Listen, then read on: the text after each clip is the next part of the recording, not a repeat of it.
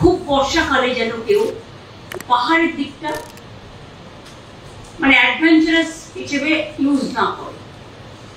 তার কারণ ওখানটা চিরকালই কালিম্পংয়ে ধস নামে এই সময়টা, সরু রাস্তা, পাশে তিস্তা ভরা জল, এগুলো মাথায় রাখতে হবে। বর্ষাকালটা, গরমকালে আবার শুকনো, তিস্তায় জল নেই, এটা প্রকৃতির বৈচিত্র্য রূপ। এবং গঙ্গার ভাঙন এটা কেন্দ্রীয় সরকারের দেখার কথা। আজকে দীর্ঘ 12 বছর ধরে 10 বছর ধরে ওরা দেখছে না, 1 পয়সা খরচও করেনি গঙ্গার ভাঙনের জন্য, ফরাক্কাও ড্রেজিং করেনি।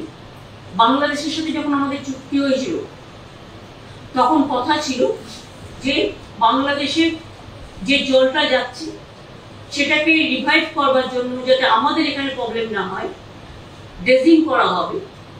এবং ভাঙন যেটা হচ্ছে এরোশন, সেই ভাঙনে অনেক বাড়ি তলিয়ে গেছে গঙ্গার ভাঙনে, সেই বাড়িগুলোকে তৈরি করে দেওয়া হবে। এলাকার উন্নয়নের জন্য একটা 700 কোটি টাকার প্যাকেজ তখন তৈরি হয়েছে। কারণ আমি যখন এমপি ছিলাম আমি ঘটনাটা জানতাম, কিন্তু আজ পর্যন্ত সে টাকা দেয়নি। উপরন্তু আমাদের না জানিয়ে আবার বলছে আবার ফরাক্কা চুক্তি রিনিউ করবে এবং বিহারে ভেসে যায়। ফরাক্কা যে ড্রেজিং করে না, শুধু বাংলার একটা ক্ষতি হয় তা না, বিহারটাও কিন্তু ভেসে যায়। কিন্তু মেন পার্টি হচ্ছে আমরা। কিন্তু যখন এগ্রিমেন্ট বা কথা যেটা হলো, আলোচনা বাংলাদেশ এবং ইন্ডিয়ার প্রধানমন্ত্রীর সাথে, আমাদের কাউকে জানানো হলো না, খুব আনফরচুনেট। যাই হোক, আবার বলছে তিস্তার জলও দিল, তিস্তায় জল আছে তাই দেবে, তাতে উত্তরবঙ্গের একটা লোক খাওয়ার জলও পাবে না।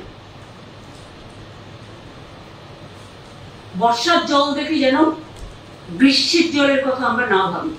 সিকিম ওর উপরে 14টা হাইড্রেল পাওয়ার প্রজেক্ট করেছে, তাতে সব জল টেনে নিয়েছে।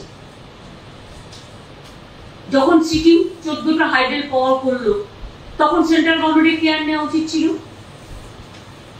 ওরা জানে সিকিমের বর্ডার কত ভয়ানক, অরুণাচলের বর্ডার কত ভয়ানক আমাদের দেশের জন্য, কিন্তু গভর্নমেন্টের কোনো মনিটরিং সিস্টেম নেই। আমরা বারবার ইনফর্ম করেছি, কিন্তু নো অ্যাকশন। যার জন্য আজকে মানুষকে ফেস করতে হয়। কিন্তু আত্রেই নদীর উপরে যে বাঁধটা দেওয়া হয়েছে বাংলাদেশ এবং চায়না মিলে, সেটা করার সময় আমাদের তো জানানো হয়নি।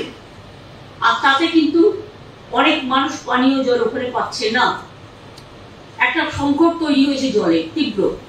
আমি কিন্তু এটা প্রধানমন্ত্রীকে অনেকবার বলেছি, এবং আগে যে মিটিংগুলোতে আমাকে ডাকতো ইন্দো বাংলাদেশে, সেখানে আমি বারবার কিন্তু এটা রেজ করেছি, কিন্তু তা সত্ত্বেও আজ পর্যন্ত কোনো ব্যবস্থা হয়নি।